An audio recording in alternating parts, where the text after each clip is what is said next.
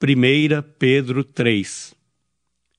Mulheres, sede vós igualmente submissas a vosso próprio marido, para que, se ele ainda não obedece à palavra, seja ganho sem palavra alguma, por meio do procedimento de sua esposa, ao observar o vosso honesto comportamento cheio de temor. Não seja o adorno da esposa o que é exterior, como o frisado de cabelos, adereços de ouro, aparato de vestuário. Seja, porém, o homem interior do coração, unido ao incorruptível trajo de um espírito manso e tranquilo, que é de grande valor diante de Deus. Pois foi assim também que a si mesmas se ataviaram outrora as santas mulheres que esperavam em Deus, estando submissas a seu próprio marido. Como fazia Sara, que obedeceu a Abraão chamando-lhe Senhor, da qual vós vos tornastes filhas, praticando o bem e não temendo perturbação alguma.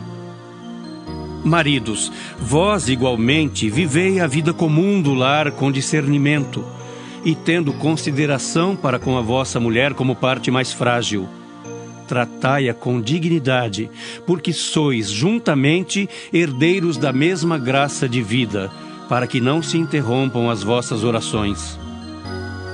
Finalmente, sede todos de igual ânimo, compadecidos, fraternalmente amigos, misericordiosos, humildes, não pagando mal por mal ou injúria por injúria.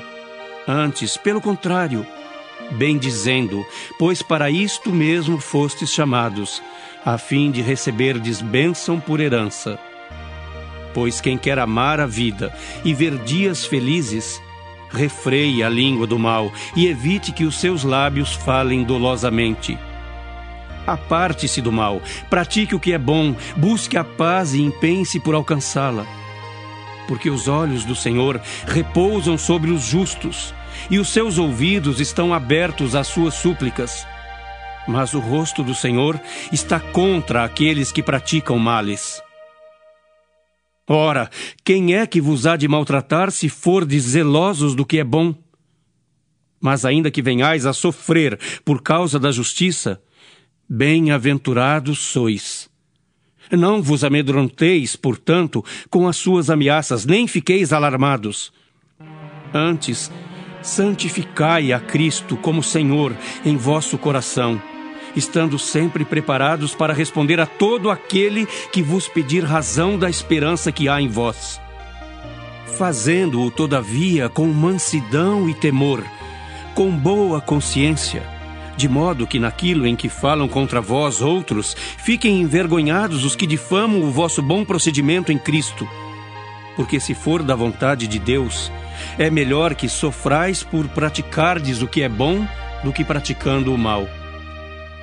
Pois também Cristo morreu uma única vez pelos pecados, o justo pelos injustos, para conduzir-vos a Deus. Morto sim na carne, mas vivificado no Espírito, no qual também foi e pregou aos espíritos em prisão, os quais noutro tempo foram desobedientes, quando a longanimidade de Deus aguardava nos dias de Noé, enquanto se preparava a arca, na qual poucos, a saber 8 pessoas, foram salvos através da água, a qual, figurando o batismo, agora também vos salva, não sendo a remoção da imundícia da carne, mas a indagação de uma boa consciência para com Deus, por meio da ressurreição de Jesus Cristo, o qual, depois de ir para o céu, está à destra de Deus, ficando-lhe subordinados anjos e potestades e poderes. 1 Pedro 4. Ora, tendo Cristo sofrido na carne, armai-vos também vós do mesmo pensamento. Pois aquele que sofreu na carne deixou o pecado, para que no tempo que vos resta na carne, já não vivais de acordo com as paixões dos homens, mas segundo a vontade de Deus. Porque basta o tempo decorrido para terdes executado a vontade dos gentios, tendo andado em dissoluções, concupiscências, borracheiras, orgias, bebedices e em detestáveis idolatrias. Por isso, difamando-vos, estranham que não concorrais com eles ao mesmo excesso de devassidão, os quais hão de prestar contas àquele que é competente para julgar vivos e mortos. Pois para este fim foi o Evangelho pregado também a mortos, para que mesmo julgados na carne segundo os homens, vivam no Espírito segundo Deus. Ora, o fim de todas as coisas está próximo. Sede, portanto, criteriosos e sóbrios, a bem das vossas orações. Acima de tudo, porém, tende amor intenso uns para com os outros, porque o amor cobre multidão de pecados. Sede mutuamente hospitaleiros sem murmuração. Servi uns aos outros, cada um conforme o dom que recebeu, como bons despenseiros da multiforme graça de Deus. Se alguém fala, fale de acordo com os oráculos de Deus. Se alguém serve, faça-o na força que Deus supre, para que em todas as coisas seja Deus glorificado por meio de Jesus Cristo, a quem pertence a glória e o domínio pelos séculos dos séculos. Amém. Amados, não estranheis o fogo ardente que surge no meio de vós, destinado a provar-vos, como se alguma coisa extraordinária vos estivesse acontecendo. Pelo contrário, alegrai-vos na medida em que sois coparticipantes dos sofrimentos de Cristo, para que também, na revelação de sua glória, vos alegreis exultando. Se pelo nome de Cristo sois injuriados, bem-aventurados sois, porque sobre vós repousa o Espírito da glória e de Deus. Não sofra, porém, nenhum de vós como assassino, ou ladrão, ou malfeitor, ou como quem se intromete em negócios de outrem. Mas se sofrer como cristão, não se envergonhe disso. Antes, glorifique a Deus com esse nome. Porque a ocasião de começar o juízo pela casa de Deus é chegada. Ora, se primeiro vem por nós, qual será o fim daqueles que não obedecem ao Evangelho de Deus? E se é com dificuldade que o justo é salvo, onde vai comparecer o ímpio, sim, o pecador? Por isso, também os que sofrem segundo a vontade de Deus, encomendem a sua alma ao fiel Criador na prática do bem. 1 Pedro 5. Rogo, pois, aos presbíteros que há entre vós, eu, presbítero, como eles, e testemunha dos sofrimentos de Cristo, e ainda coparticipante da glória que há de ser revelada. Pastoreai o rebanho de Deus que há entre vós, não por constrangimento, mas espontaneamente, como Deus quer, nem por sórdida ganância, mas de boa vontade, nem como dominadores dos que vos foram confiados, antes tornando-vos modelos do rebanho.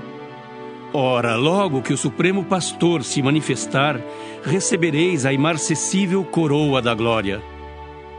Rogo igualmente aos jovens, sede submissos aos que são mais velhos, outros sim no trato de uns com os outros, cingi-vos todos de humildade, porque Deus resiste aos soberbos, contudo aos humildes concede a sua graça. Humilhai-vos, portanto, sob a poderosa mão de Deus, para que Ele em tempo oportuno vos exalte, lançando sobre Ele toda a vossa ansiedade, porque Ele tem cuidado de vós. Sede sóbrios e vigilantes. O diabo, vosso adversário, anda em derredor como leão que ruge procurando alguém para devorar. Resisti-lhe firmes na fé, certos de que sofrimentos iguais aos vossos estão se cumprindo na vossa irmandade espalhada pelo mundo. Ora, o Deus de toda a graça, que em Cristo vos chamou à sua eterna glória, depois de terdes sofrido por um pouco, Ele mesmo vos há de aperfeiçoar, firmar, fortificar e fundamentar. A Ele seja o domínio pelos séculos dos séculos. Amém. Por meio de Silvano, que para vós outros é fiel irmão, como também o considero, vos escrevo resumidamente, exortando e testificando de novo que esta é a genuína graça de Deus. Nela estai firmes. Aquela que se encontra em Babilônia, também eleita, vos saúda, como igualmente meu filho Marcos. Saudai-vos uns aos outros com ósculo de amor. Paz a todos vós que vos achais em Cristo.